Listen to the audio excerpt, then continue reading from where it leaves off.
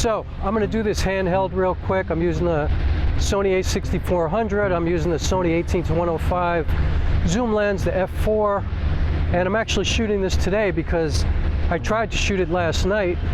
I was up in Poughkeepsie, New York, and it was getting dark, and the limitation of the 18-105 is that it's f4 and it doesn't work great in low light, and so the autofocus was all over the place, and actually my face was out of focus, my background was in focus, I couldn't really see, I couldn't control it.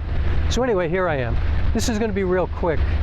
I wanted to talk about my friend Bettina Gold Wilkerson, and we all call her Gold. You might know her as Poet Gold.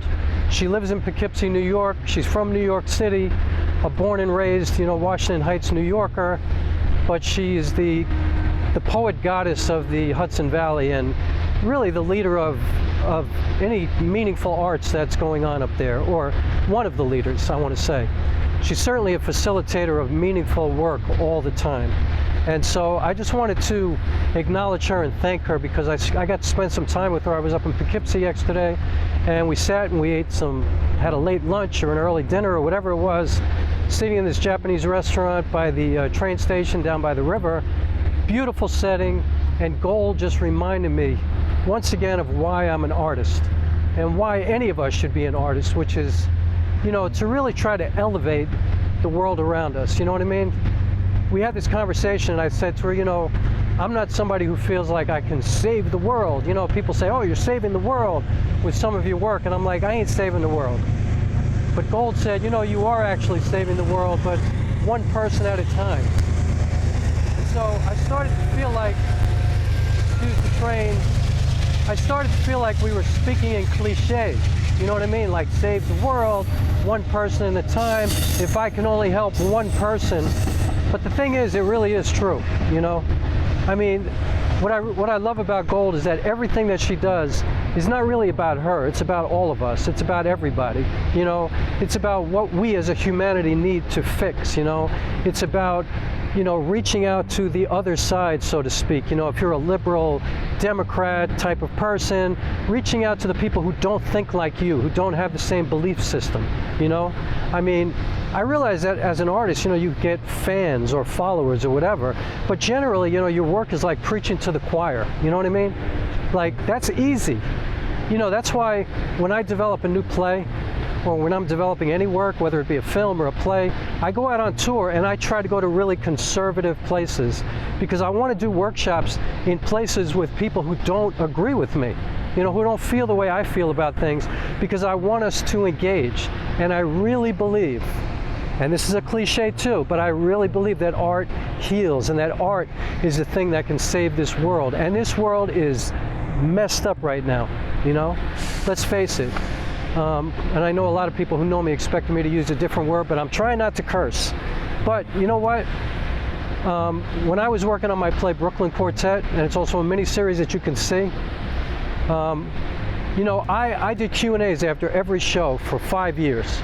And I saw people who did not agree with me coming together, white people who suddenly became more comfortable talking about white privilege and racism and issues of white supremacy, because I created these 4 characters that, I hoped every person in that theater would see a little part of themselves in each character, And, one of the characters was a white boy, a black boy, a Latina, and a black,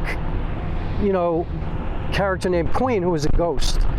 But, they were all just human beings, you know what I mean? Like, they're all based on human beings that I actually know in the real world. And I think that, a lot of audience members did see themselves in all of these different characters. And, because of the story that I built, we were able to discuss and really talk about things that are difficult for people to talk about sometimes, And so, I don't know. I mean, I really believe in art, but lately, life has thrown me some difficult curves. It's been hard for me lately.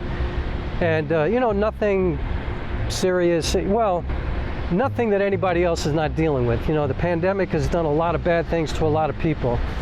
And, I felt myself challenged with my energy and my work. I'm working on 3 different projects right now, and it's just been really hard for me to get the energy that I usually have. to give all of myself to these projects, you know. And I sat with Gold and I was like, you know what? That's it right there. Just make sure that it ain't all about you. You know what I mean? That you're doing something for everybody, that you're really trying to contribute, you know, and try to like give of yourself instead of just, you know, trying to be a star, trying to be a celebrity. Like, you know, I told Gold yesterday that a lot of people ask me about ambition, and I've always said that I'm not really that ambitious. You know what I mean? Like, I don't really care if I'm on HBO or the Public Theater or Broadway or whatever. I mean, it would be awesome, but that's not where my ambition lies, you know? My ambition lies with my work. You know, I'm trying to do the greatest, most brilliant work that I could possibly do. Like, I'm trying to be like Coltrane or Hendrix or Chopin. Like, that's what I'm hoping or always reaching for. Now, I don't know if I'm ever gonna get there, and I don't know if anybody ever gets there. I don't even know if they got there. But that's what we kind of, as an artist community, we look towards certain people as that, you know, the highest level of art, you know what I mean? And so, yeah, I'm very ambitious in my work. I try to do very ambitious work, hard work, difficult. Like, how are you going to do that? You know, like I'm working on a film right now, and I have the most important scene in this film is something that seems like it's going to be impossible to shoot, but I'm going to figure it out, you know? So anyway, I just wanted to real quick come here and say thank you to Gold for reminding me that, you know, you have to do work that's contributing all the time. You have to do work that is not just about you. You have to do work that the intention is to raise awareness or to elevate us as a society, as a humanity all the time. That's what art is for, you know? And I think artists, more than politicians, more than social activists, more than anybody, I think artists can take all these difficult things that are going on in the world and turn them into like beautiful flowers, you know what I mean? Or like this beautiful, you know, water behind me, or this train station or whatever. Like, I think artists can really turn things into this story that people can more easily digest or receive and think about and talk about. And I really believe that art can change people. So thank you, Gold, for that. Thank you to some of the artists that, you know, the other artists that I know who do this all the time, you know, Tongo, Eisen, Martin. You know, I'm going to leave their links. I'm going to leave Gold and Tongo. I'm going to leave their links in the description below if you want to go check them out, you know, to where you can find them, their books, their projects, or whatever. And that's it for today. I'm not going to talk about anything else. Like I said, I'm working on 3 projects at the same time. I will be here ad nauseum all the time. I appreciate you following me. I appreciate you, you know, coming with me on this journey. And, you know, I also want to thank all the amazing artists that I'm learning from here on YouTube. You know, I just started learning how to do, you know, make film. A year and a half ago is when I really started to do this.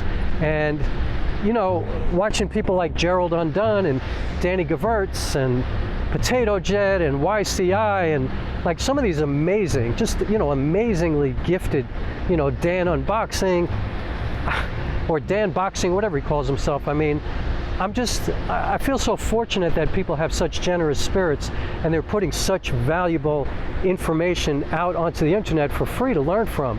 Brandon Lee. I mean, it's like, you know, following a guy like Brandon Lee is like following Steven Spielberg or, you know, Francis Ford Coppola. I mean, it's amazing. He's like an amazing director, cinematographer, and, you know, watch Mark Bone, you know. I mean, these guys are unbelievably gifted and very accomplished filmmakers. So, you know, it makes me think I should share more of my theater work as well. But, you know, it's really not the same because my theater work is basically get on stage. I'm kind of a minimalist artist. You know, I don't have much of a set, very little lighting. It's just me and my body on stage with an audience. And that's what I love about solo theater. It's just, it's very intimate like that. But, you know, I've learned how to begin this process of becoming a filmmaker from all these people online. And I'm very grateful for it. So thank you to them too. So anyway, thanks so much for watching. I'm out of here. Stay well in this crazy environment, please. Take care of one another. Take care of yourself, and I will see you soon. Peace.